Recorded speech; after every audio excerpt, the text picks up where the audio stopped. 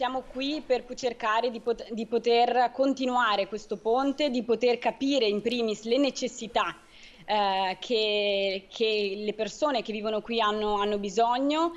Qui vedete alcune foto di noi che incontriamo alcuni bambini, alcune bambine della scuola primaria locale e questo per cercare di capire cosa possiamo fare noi dal Veneto, da Castelfranco Veneto al Gambia. Dalla Marca al cuore dell'Africa per capire cosa si può fare di più per una popolazione allo stremo, l'Onlus Castellana Protection for Kids è ancora una volta in missione con volontari e medici per proteggere i più fragili, tra i più deboli, i bambini. C'è bisogno di tutto, medicine, libri, materiale scolastico. Quando abbiamo chiesto al preside locale qual è la prima necessità di questa scuola, di che cosa ha bisogno questa scuola, la prima risposta che ha stupito tutti e tutte noi è stata il sistemare i bagni. Perché?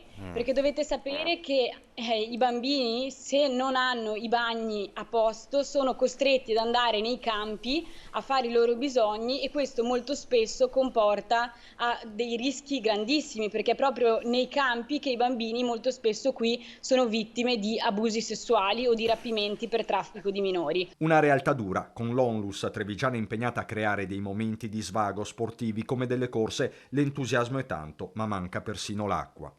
Abbiamo assistito a tanti ragazzi, tante ragazze stare male, addirittura perdere conoscenza perché ovviamente disidratati. La prossima missione in Nepal a dicembre, per tutti i dettagli c'è il sito www.protectionforkids.com.